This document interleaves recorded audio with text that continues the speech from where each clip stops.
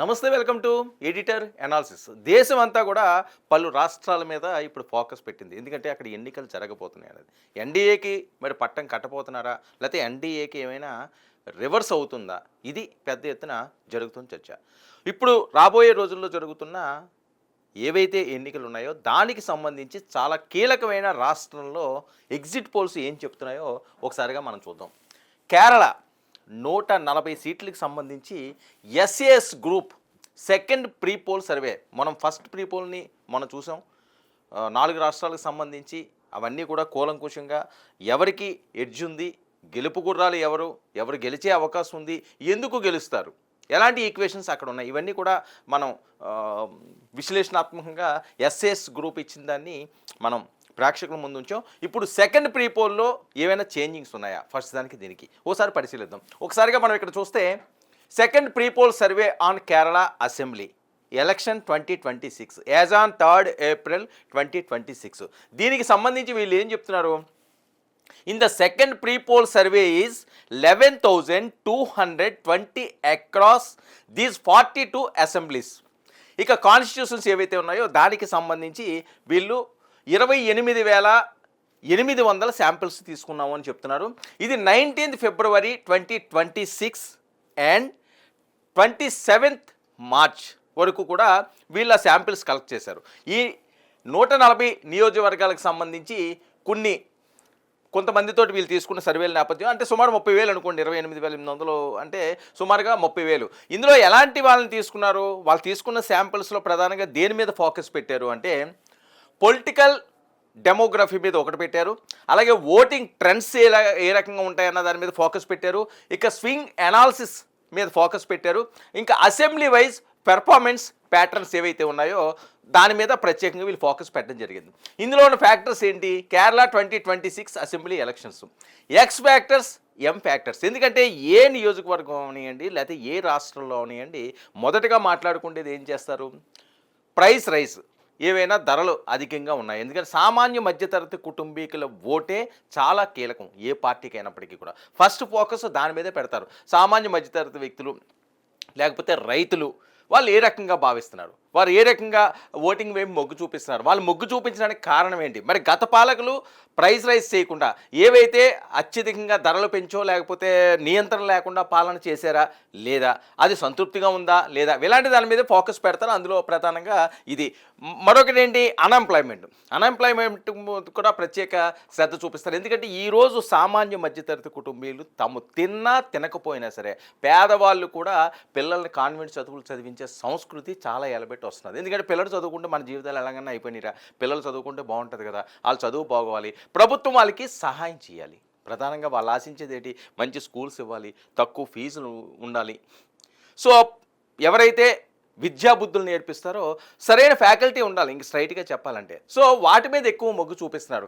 దానికి సంబంధించి fee reimbursement అని ఇలాంటివన్నీ కూడా పేదవాళ్ళని ఆదుకునే విధంగా వేస్తే వాళ్ళ జీవితాలు బాగుంటాయని ఆశపెడతారు. కాబట్టి వాళ్ళు ఎక్కువగా విద్య మీద ఒకటి ఫోకస్ పెడతారు. అన్ఎంప్లాయ్మెంట్ చదువుకున్న తర్వాత అరే వాడేదో బాగుంటాడని చెప్పి మా జీవితాలన్నీ కూడా మా కండలన్నీ కూడా కరిగించుకుని వాడిని పెంచాము, పోషించాము, చదివించాము, మరి వాడికి ఇక్కడ ఉద్యోగం రావట్లేదు, లేకపోతే ఇంజనీరింగ్ చదువుకున్నవాడు ఎక్కడో చిన్న చిన్న టీ స్టాల్లోనే ఎక్కడో పని చేసుకుంటున్నా బతకడం, లేకపోతే ఏదో కూలి పని చేసుకుంటూ బతికే జీవితాలు ఎన్నో ఉన్నాయి దేశంలోని. ఎందుకంటే వాళ్ళకి సరైన అవకాశాలు లేక. సో అన్ఎంప్లాయ్మెంట్ అనే అంశం కూడా ప్రధానంగా ఉంటుంది. ఎందుకంటే యూత్ అంతా దాని మీద ఫోకస్ చేస్తుంటుంది. యూత్ ఓట్లు కూడా చాలా ఇంపార్టెంట్ కాబట్టి. So unemployment, price rise, alcoholism and drugs, ఇది కూడా ఒక మహమ్మారిలాగా చాలామంది జీవితాలను ఈరోజు నాశనం చేసేస్తున్నది. ఆల్కహాల్ అండ్ డ్రగ్స్ దాని మీద కూడా ఏ రకంగా ఉన్నదంటే గత ప్రభుత్వం మీద వాళ్ళ పాలన మీద అడిగే ప్రశ్నలు ఇవన్నీ కూడా. కరప్షన్ ఛార్జెస్, కరప్షన్ అన్నది చాలా ఎక్కువ. రాజకీయ నాయకులు అంటే వాళ్ళు 100 కోట్లు పెట్టారంటే 1000 కోట్లు కొట్టేయడానికి చూస్తారా అని చెప్పి ప్రజలు అనుకునే పరిస్థితి ఉంటుంది. కాబట్టి ఆ కరప్షన్ ఏ రకంగా ఉంటున్నది వాళ్ళనే కాదు, డిపార్ట్మెంట్ల వైజ్ రెవెన్యూ అవనివ్వండి లేకపోతే ఇంకో డిపార్ట్మెంట్ అవనివ్వండి ఆ కరప్షన్ నుంచి కూడా వీళ్ళు తీసుకున్నారు. మరొకటి ఏంటంటే శబరిమల గోల్డ్. కేరళ అనేసరికల్లా టక్కున గుర్తొచ్చేది ఏంటి? గాడ్స్ కంట్రీ అంటారు.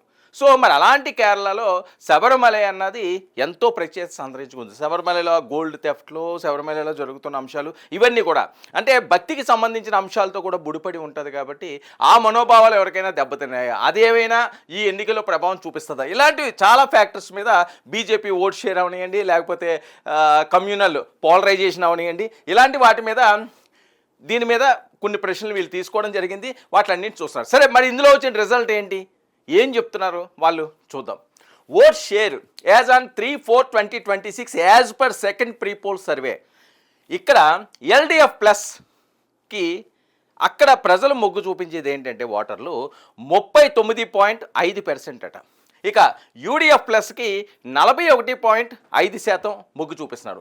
బీజేపీకి 15%, అదర్స్కి 4%. అక్కడ మనం చూస్తే గ్రాఫ్ క్లియర్గా కనిపిస్తున్నది యూడిఎఫ్ ప్లస్కి ఇక్కడ మొగ్గు చూపిస్తున్నారు. దానికి దీనికి ఎంత డిఫరెన్స్ ఉందంటే 2% డిఫరెన్స్ ఉన్నది. ఇక్కడ క్లియర్గా మనం చూడొచ్చు. ఎల్డిఎఫ్ ప్లస్కి 39.5 అయితే యూడిఎఫ్ ప్లస్కి 41.5, అంటే 2% డిఫరెన్స్ ఉన్నది. మరి ఈ 2% ఓటింగ్ టైంకి వచ్చేసరికల్లా చేంజ్ అవుతుందా లేదా, ఇది చాలా కీలకంగా మారుతున్న పరిణామం. ఇక ఇక్కడ కూడా మనం క్లియర్గా చూడొచ్చు.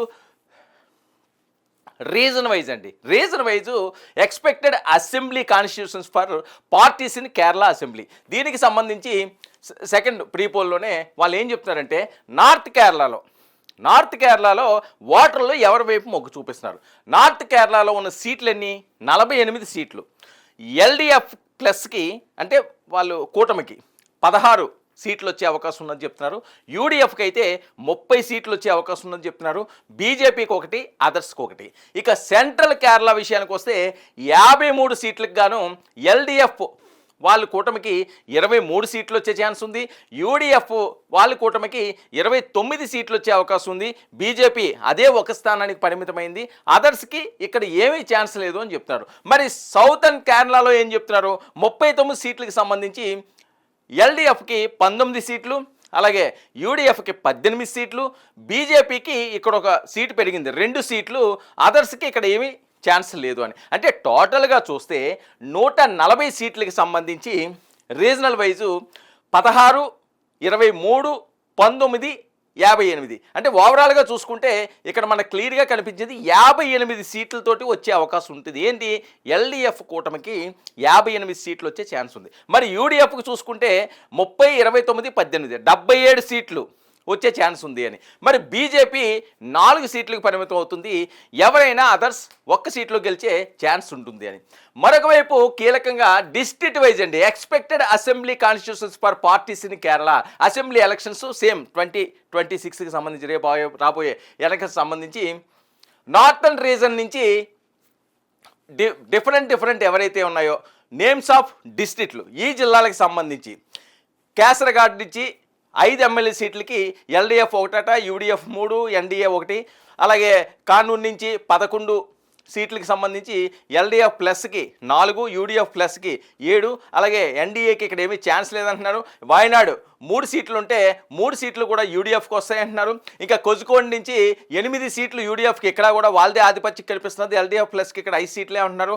ఇక మల్లాపురం సంబంధించి 6 సీట్లు ఎల్డిఎఫ్కి వస్తే యూడిఎఫ్కి 9 సీట్లు అన్నారు. అంటే టోటల్గా నార్త్ రీజన్కి సంబంధించి 48 సీట్లకు గాను ఎల్డిఎఫ్ ప్లస్కి 16 సీట్లు వచ్చే ఛాన్స్ ఉంది. అలాగే యూడిఎఫ్ ప్లస్కి 30 సీట్లు వచ్చే అవకాశం ఉందని చెప్పి ఇక్కడ వీళ్ళు ఎగ్జిట్ పోల్స్లోని వీళ్ళు ఇస్తుంది. ఇక సెంట్రల్ రీజన్ విషయానికి వస్తే టోటల్గా 53 ఎమ్మెల్యే స్థానాలకు గాను ఎల్డిఎఫ్కి 23 స్థానాలు, అలాగే యూడిఎఫ్ ప్లస్కి 29 స్థానాలు ఉన్నాయి.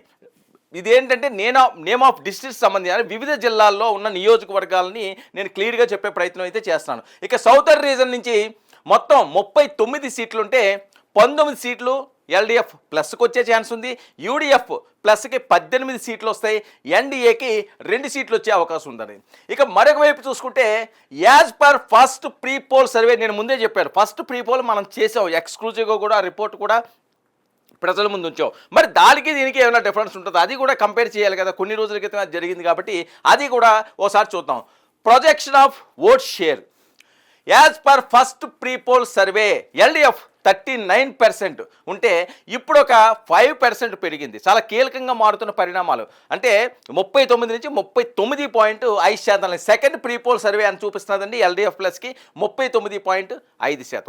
మరి యూడిఎఫ్ ప్లస్కి ఏంటి, ఫస్ట్ ప్రీ పోల్ ఏం చెప్తున్నారు, 38% అయితే ఇక్కడ 41.5%. అంటే 3.5 షేరు, అంటే 3.5% ఓట్ షేర్ ఇక్కడ పెరిగింది, వీళ్ళపై మొగ్గు చూపిస్తున్నారని. మరి ఎన్డీఏ అన్న పుంజుకుందా? ఎన్డీఏ కూటమి అక్కడ చూస్తే 14% నుంచి 15%కి వెళ్ళింది.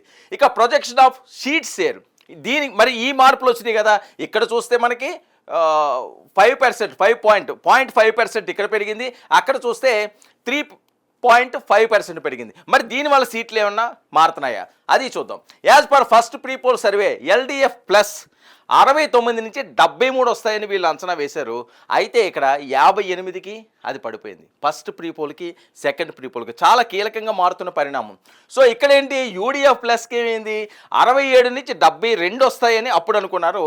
ఏదైతే ఆ 3.5% ఓట్ షేర్ పెరుగుతుందో వీళ్ళకి ఇక్కడ సీట్లు పెరిగినాయి. అంటే వీళ్ళు మ్యాక్సిమం చెప్పింది 72, ఇక్కడ 77కి వెళ్ళింది. అంటే 5 సీట్లు పెరిగే అవకాశం ఉందని.